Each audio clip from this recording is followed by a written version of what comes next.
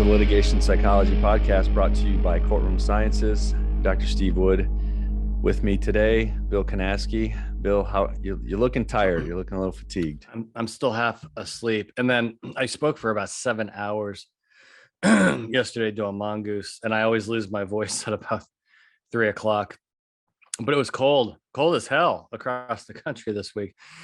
And they were pumping the heat in the room and that dry air. So my voice is shot. My flight was delayed. I didn't get back until late, and yet here you are. I feel terrible. I feel terrible, but we've got a podcast to do, and we have a great audience. So I'm gonna tough through it. How are you doing on your end? Good. Like I said, cold here, and we're surviving. Cold for Texas weather, but yeah. I looked it up north. They have no sympathy for us up north. No, they don't. Okay. Today's topic is actually a very serious topic, and I just dealt with it this week. PTSD, post-traumatic stress disorder. Now, everybody thinks they know what this is. There's many different levels to PTSD, and I think it's obvious. PTSD became a diagnosis. It's not a new diagnosis, but it's relatively new compared to, when you look at medicines and psychology, is that, people coming back, from war, we're having various symptoms that were lasting, that were really impacting their lives, impacting them mentally and physically. And, I think war is probably the most, bullets flying over your head and mortar rounds going off right next to you. You could see how that could have a severe psychological impact. However, there are other things in life that can cause PTSD, and I'm seeing this in witnesses. And it's not, I wouldn't say it's frequent, but it's out there. It's definitely out there. And you and I do a lot of work in the transportation industry, and I've been dealing with several cases where I'm, helping train a truck driver for deposition, and I'm seeing it a lot. So in other words, post-accident PTSD. Now, I've had family members and friends that have PTSD post-auto accident. I was in a terrible accident about 25 years ago, and car rolled over and caught on fire. I mean, that's the kind of thing that sticks with you, Steve, right? And you see some of the carnage from some of these trucking accidents from the dash cam video, which we have to talk about how that can ignite PTSD symptoms by watching that. But this is something which is really serious, and I think defense counsel needs to be having that on the radar for any case. It could happen in med mal, right? You're a physician or you're a nurse, your patient codes, right? Or you have a very difficult, say, birthing case, and mom dies during birth. Well, that's going to stick with you as the doctor or nurse, and can certainly cause PTSD. And again, there's different levels of it. What's been your experience with, working with witnesses that still, like, maybe months and months has gone by, sometimes even a year, and you're doing your witness training with them, but you can tell the emotions are still raw, and it's affecting how they're thinking and how they're responding to things. Yeah. when I see that, or I sense that, I typically just kind of stop the training and more or less just spend time talking with them and getting a therapy session at that point. Exactly. And getting a sense for what their thoughts are, what's still holding, what are they still dealing with? What are the things that are still causing them issues? And rather than continuing with the training, just focusing on that, because to your point, it happens across a bunch of different case types, and you'd think there's certain ones, but we've seen it across multiple different ones on multiple different occasions. Yeah. And like you said, so it happened to me this week where, and we typically don't meet the witnesses until we get in front of them. And I was working with the truck driver, and it was very clear what was going on. And the first half a day, I mean, from 9 till noon, I purposely, because I'm driving the machine, and the attorneys, we had a plan, and we didn't even much less talk about the case for the first morning. because this driver had to vent. This driver's going through all kinds of stuff. Now it's from the accident, which was like over a year ago. But I could tell you this, and I told the attorneys during the break, I'm like, we can't just jump into this case. We're going to make this witness worse. And then on top of that, which we have to talk about at the end of this podcast, he was getting no treatment whatsoever, no psychological treatment. So let's go to the beginning. And I think what I want to do here is give defense counsel kind of like a little checklist, some questions to ask your witness if they're in one of these situations that there's a lot of emotion involved. So you kind of know what you're dealing with. So yeah, I'm kind of inviting you to be an armchair psychologist here. But at least I'll give you some sort of kind of screening process. And then if you need help, somebody like you and I can certainly jump in on that. So let's go through this checklist of things that may tip you off, defense counsel. That your witness may have some PTSD symptoms, or even they may qualify for the diagnosis. The first one is intrusive memories and thoughts. Now, I think this is pretty common, Steve. So you sit down with your witness, and what's happening with your witness, and you don't know this, is that throughout the day, even before they got there, every day, these negative thoughts about, say, the accident, right, or the incident are popping into their brain uncontrollably. They're very distracting. They cause emotions, to go up. And then every time, this is funny, right? So they work really hard to try to keep those thoughts out. And then defense counsel sends them an email, and what happens? Boom, it's back in their mind. Yeah. Everything it's like crawling up that hill, right? You're crawling up that hill, and then you slip and you're right back down to where you started. That's what happens with the emotions and what you're putting your witness through, and you have to be aware of that. So these intrusive thoughts and memories, you need to ask your witness about this well before witness prep. I'd be talking to them early on in a case, and let's go through kind of this check here. So this is right from the DSM. Reoccurrent and unwanted distressing memories of the event. You have to ask them these questions. How often do you think about this, right? How often are you thinking about this? And when you think about it, is it affecting your functioning? Is it affecting your concentration, your attention? Are you breaking down and crying? See how often they're thinking about it. And if you have a witness that is thinking about the event every day, you've got yourself a problem, right, Steve? Yeah. There's no way they're going to be able to concentrate on preparing for deposition, much less that. And they're going to need treatment. We'll talk about that at the end. Flashbacks. Now flashbacks, it's almost like having a nightmare, but being awake. That's another thing that can happen where your witness is kind of re-experiencing the event, and they're going to go through all of the psychological and physical manifestations of the event. And that happens in these cases. I think it often happens. I've heard several drivers, truck drivers or other folks in transportation have flashbacks, and there's things that can trigger those flashbacks, kind of like so this one witness I was just working with this week, he's like, I don't drive on the interstate anymore.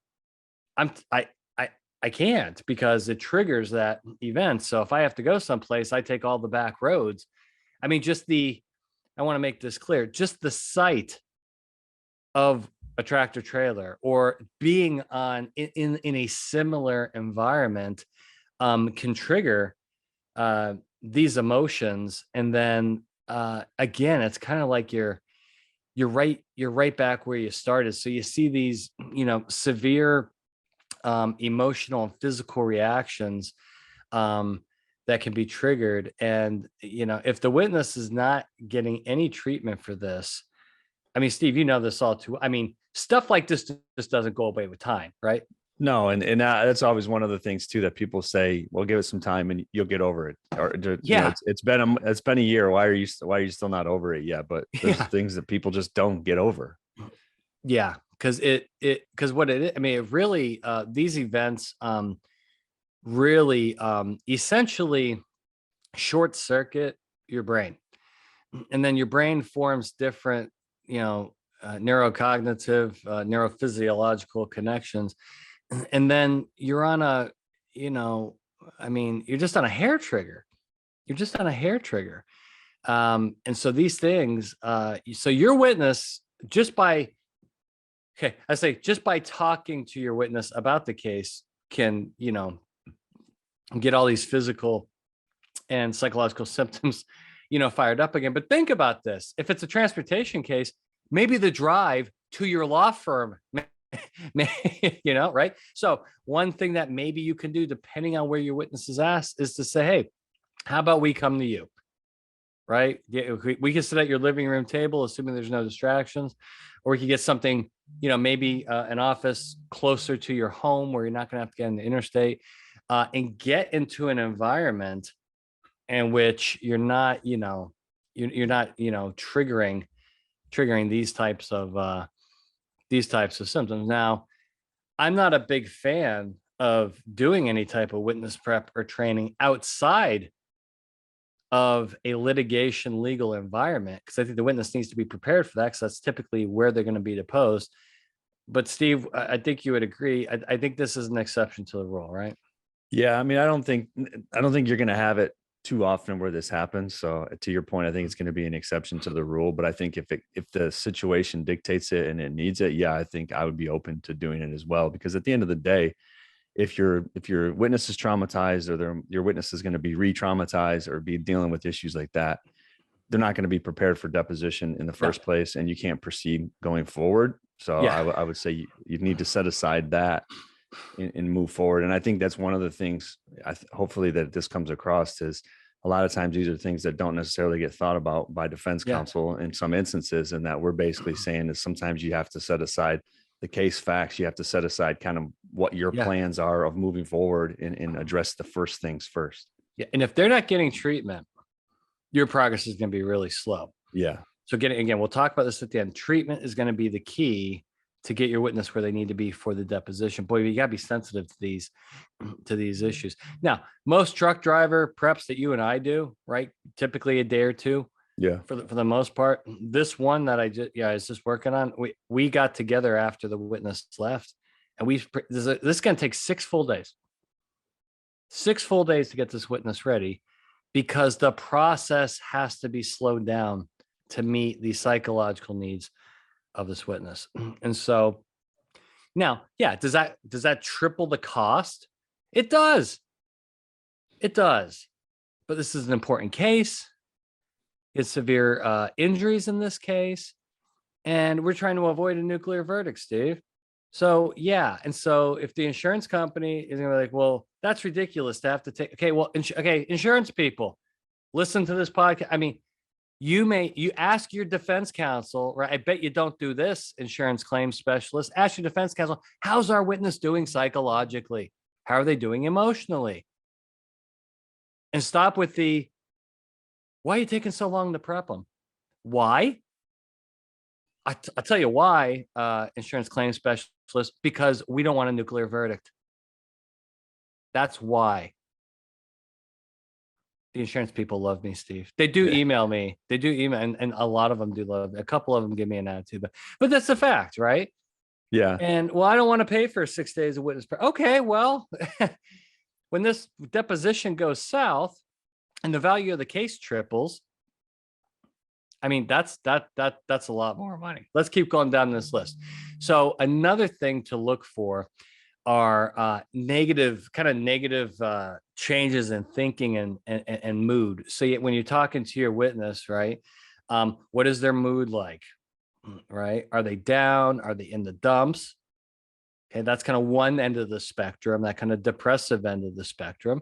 And this stuff is, you don't have to be a PhD psychologist to figure this stuff out. And the other end is that they're wound up really tight. They got that anxiety, fearfulness, to to do a little assessment of that, ask them how they're doing, but then to really get into their thought patterns, okay? Because their thoughts can get, and you and I just published a paper on this, right? Yep. Cognitive distortions. And one of them can be that, they have hopelessness about the future. They have very negative thoughts about the world.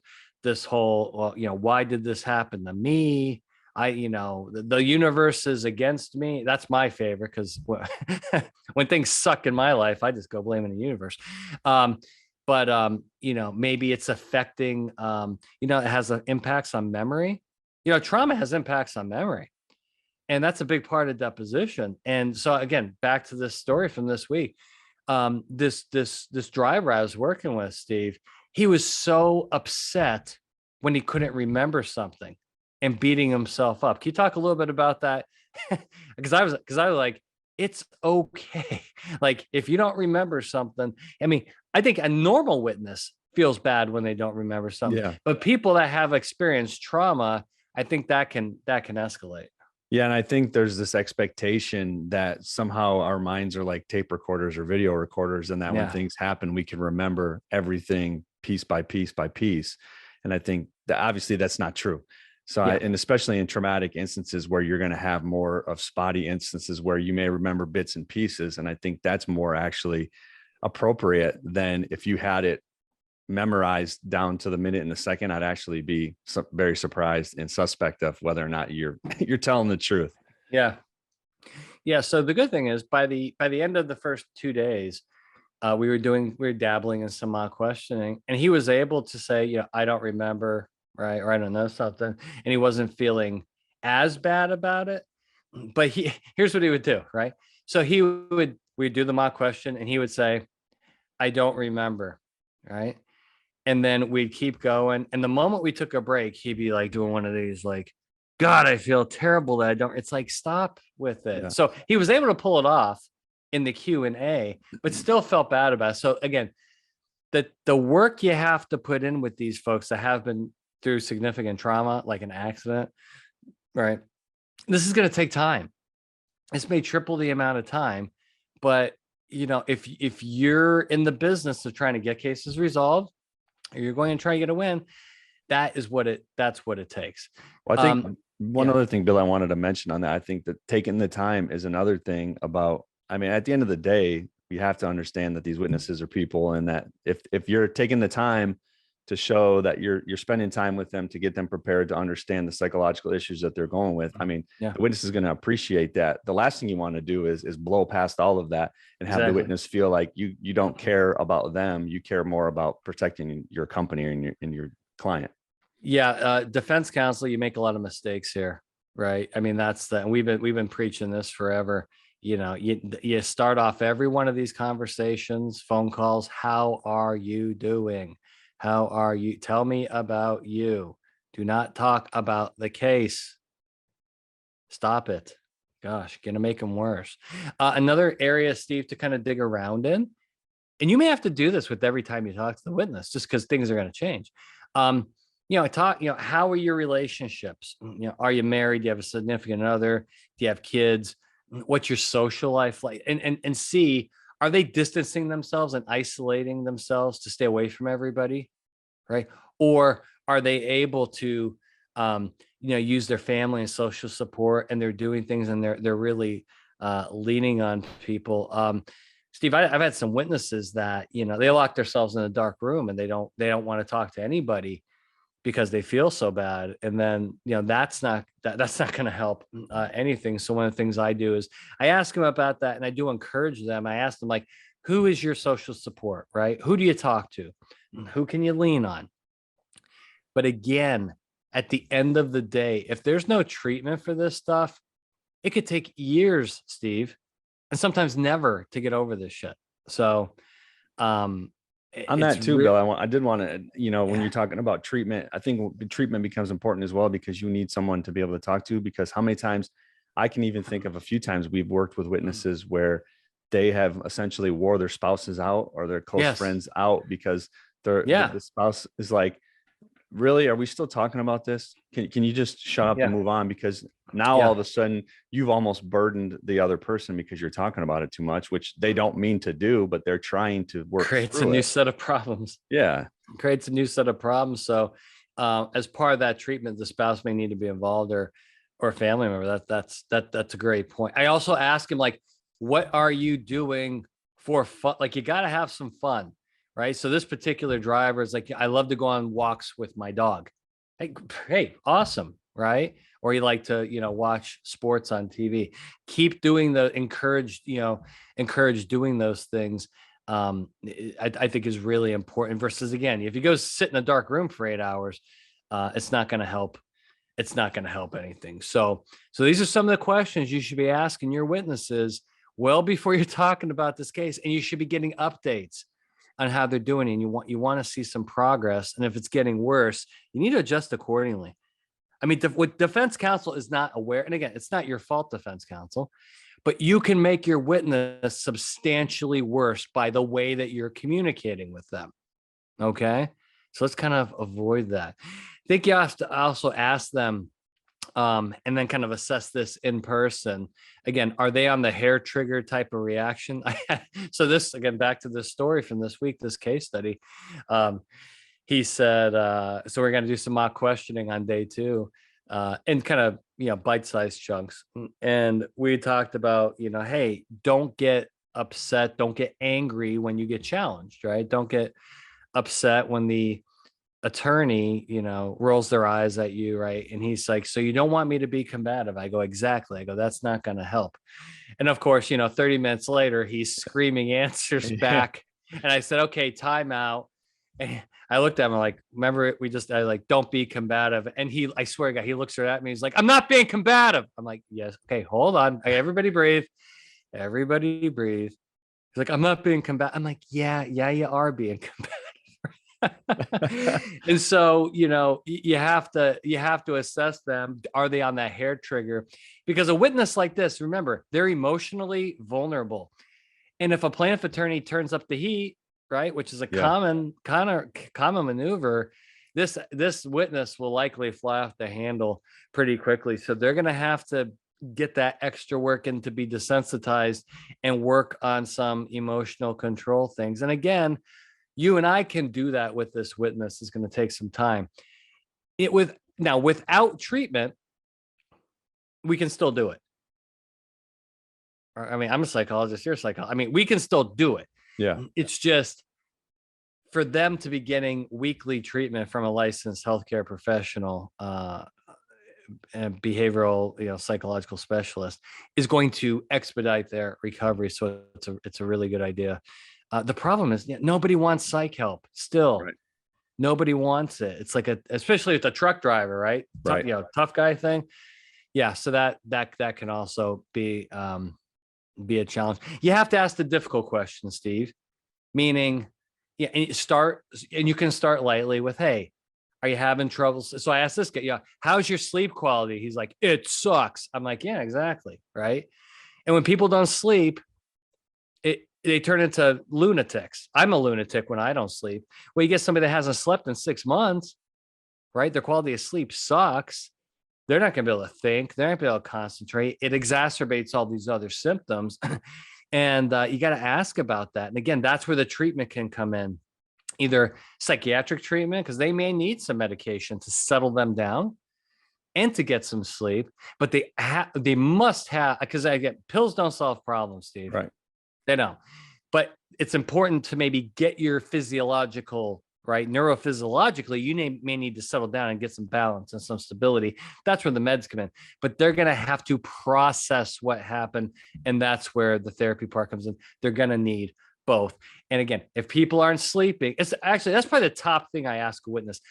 Describe to me your sleep quality. And when they say it stinks, that tells me a lot, because it throws off their concentration. They fatigue faster. These are very, very vulnerable witnesses. So look into that. And then the difficult question, I think you have to ratchet that up, is you have to say, you could start with, are you exercising, right? And how's your diet? But you got to work up to the obvious.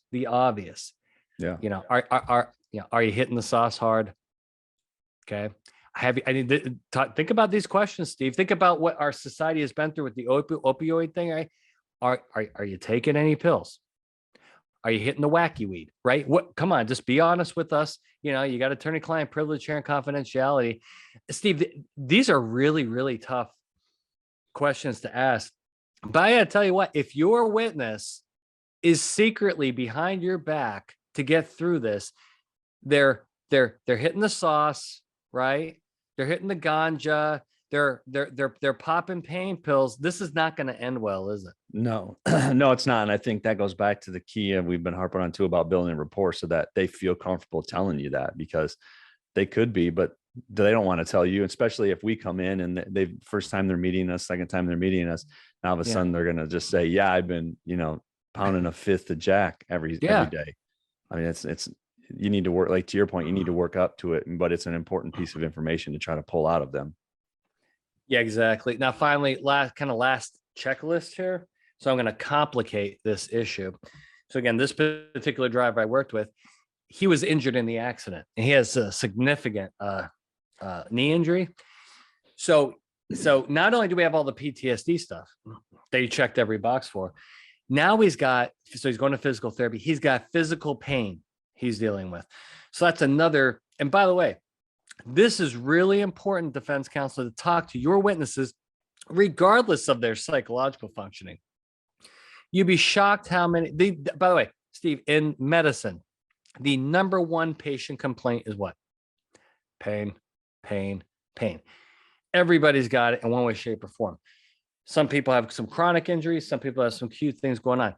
Pain, okay, completely disrupts cognition, disrupts attention, concentration. People can't think straight, and they give shitty answers in their deposition or the trial testimony.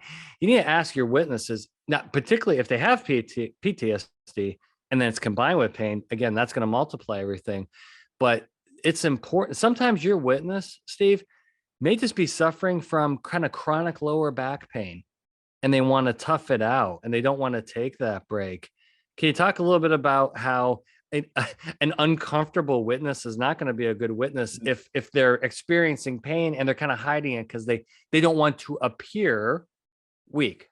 Yeah, the problem though is now they're splitting their cognition and their thought process to both worrying about the pain, worrying about hiding the pain, but then also trying to attend to the question. And it's never going to turn out well, because we know how that goes when you're splitting your attention and listening with one ear open and starting to think and process.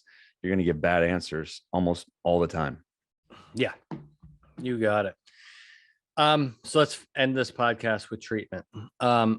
There's a huge barrier to psychological intervention in this country. There always has been.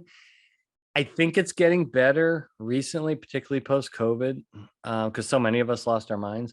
And now you have, if you've noticed, which by the way, this was supposed to happen when I was in graduate school. One of my professors is like, Bill is like, we are going to do online therapy, and it's going to change the world. That was in 1999, 2000. Well, it finally, it's 2000. It took 25 years.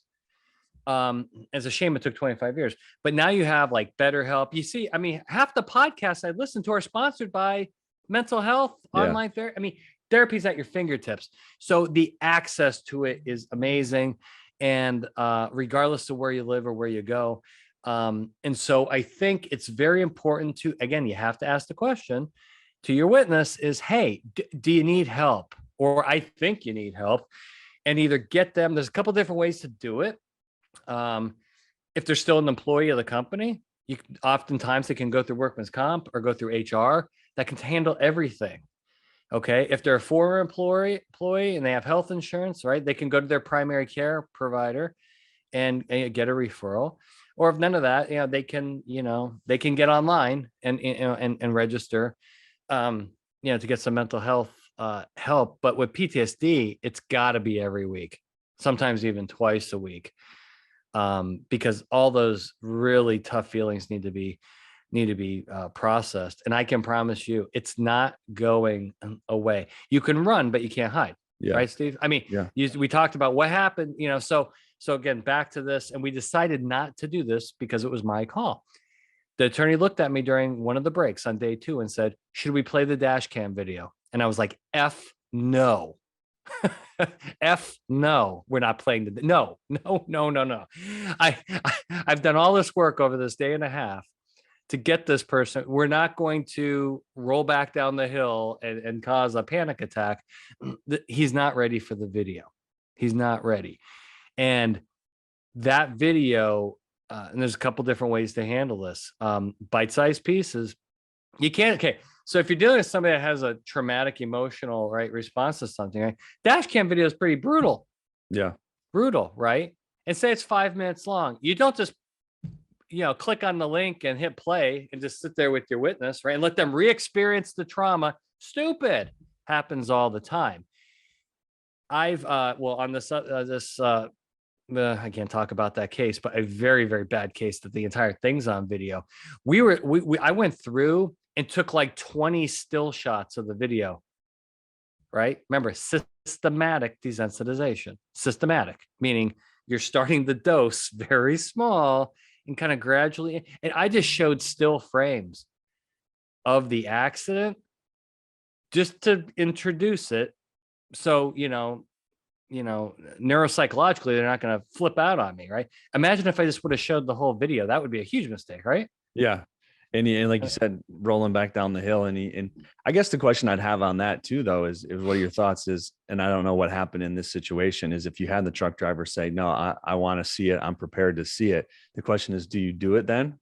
Here's the thing. If they're not, this is where it gets really, really complicated. And I can help make this call if I'm on the litigation team.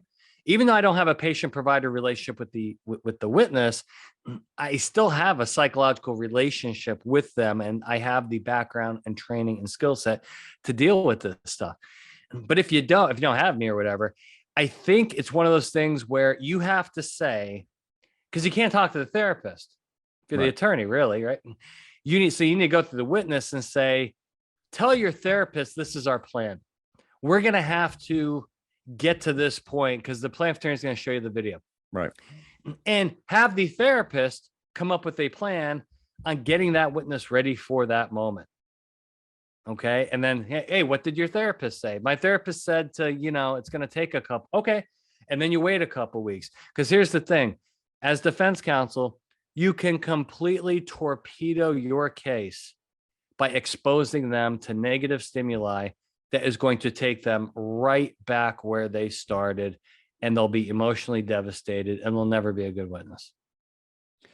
Agreed. So, I think that's definitely a tough thing though that needs to be thought about, right? Because you think, what's the big deal? They're going to see it from plaintiff's counsel anyway, so let's just go ahead and show it to them now. But I don't think it's that easy. Yeah. And so now, if the witness, again, this is the key. Witness says, hey, and by the way, I've been down this road before, and sometimes it's okay and it's necessary and it works. Everybody's wired differently, Steve. And you, your wife, my wife, your friends, our colleagues, people handle trauma different, right? Now, me personally, hey, I've been through trauma. You've been through trauma. I'm let's rip this Band-Aid off now. Yeah. It's going to suck. It's going to hurt. That's just the way I am.